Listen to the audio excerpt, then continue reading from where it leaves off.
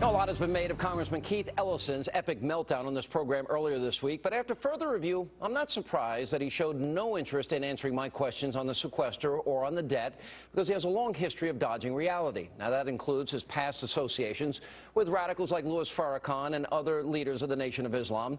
Now, yesterday I discussed at great length that evidence, and of course, Congressman Ellison, he responded by saying that I was attacking his religion, which is completely not true. I never discussed his religion. I was simply pointing out that as an elected official, his constituents, the American people as well, deserve to know whether or not he has spent a lot of time palling around with the likes of Farrakhan and other people like Khalid Abdul Muhammad, with whom he shared a stage on at least one occasion.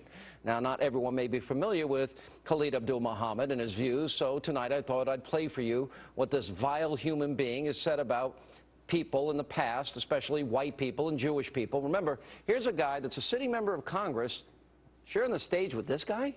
Watch this. We kill the men, we kill the women, we kill the children, we kill the babies, we kill the blind, we kill the cripple, we kill the crazy, we kill the lesbians. I said, we kill them all. He said, well, why kill them all? Why kill the women? First, why kill the babies? They're just little innocent blue-eyed babies, because they're going to grow up one day to rule your babies. Kill them now. Here with reaction, Niger Innes is the chief strategist for the TeaParty.net and Sirius XM Patriot radio host, our friend David Webb, both friends of the program. What was your reaction when you find out that apparently it was Star Tribune pointing out that he was even a spokesman for Farrakhan and was associated with him for a lot longer than he said, and then Khalid Muhammad sharing the stage? Everybody knew what an extremist he was. What does that say about Ellison? What it says is that he chooses the people he agrees with. Let's call it what it is. Come on, it's as simple as what our parents taught us, Sean. Who you associate with is who you are, and he made choices. He doesn't need them for political power, but he chooses to associate with them. He also plays another game. Now that he's saying it's his religion you're attacking, which you're not, it's going for that protected class. If you're a Muslim, he's a Muslim. What's the big deal? If he was Catholic, it'd be the same issue. If he was Protestant, whatever it is. It's not about his religion. It's about his character. An anti-Semite. And he's a racist. Yeah. And Khalid Muhammad is killing everything white that's in sight. It's even bigger than that. They're really a fascist mentality when you think about it. Listen to what he says. Khalid says, let's kill the crippled, kill it. They want to kill anything that doesn't fit some narrative they've created in their vision. Let me ask Niger and bring you in here, Niger. You saw the interview that we had, and we just, lost it, which is fine. We've had our moments. This is live television. But do you think that scrutiny has been withheld from him in this case? In other words, would anyone else be able to have had these associations and gotten a pass?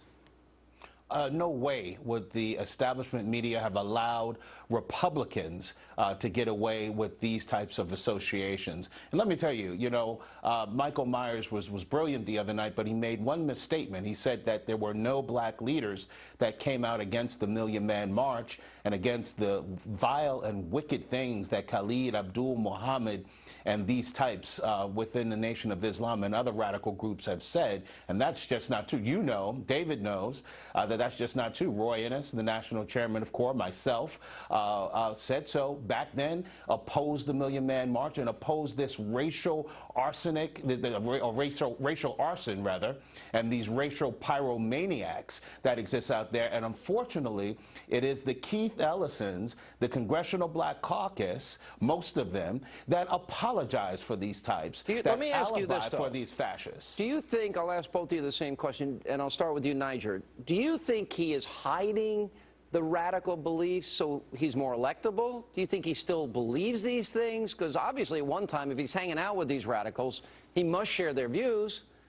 Do you think that, or do you, I think it's a big question. How do we know? Guys, I think guys like Ellison, guys like President Obama when he was a state senator and when he was rising through the ranks in Chicago, they hung out with guys like this. They palled around with guys like Jeremiah Wright and Farrakhan and these ilk. So it's kind of hard to know exactly what is deep down in their heart. What I can tell you this is, Everybody's talking about the sequester is gloom and doom, which is such nonsense. But what is gloom and doom is the near double-digit unemployment in black and brown communities all across this country. That is an apocalypse. Right. And these politicians, these little Caesars in these communities, these black politicians like Mad Maxine Waters, they have no culpability and responsibility for the conditions. And just one last point, Sean.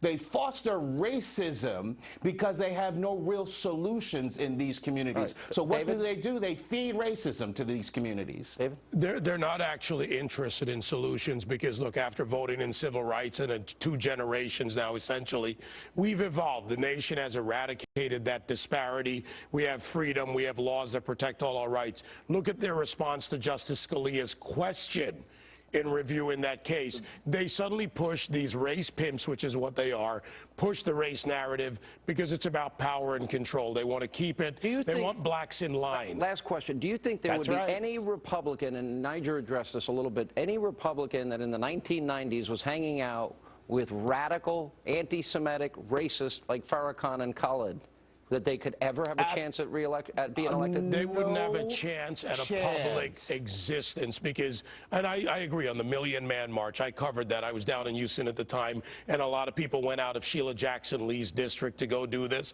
Go down to the 5th Ward. Look at these neighborhoods. Right. Look at what they've left. The legacy that they've left is disparity. It's the degradation and the destruction of a community, and that hurts all Americans. Right, these black politicians give the black community bread and circus, also known racism. All right, guys. Thank you both. Niger, David, good to see you.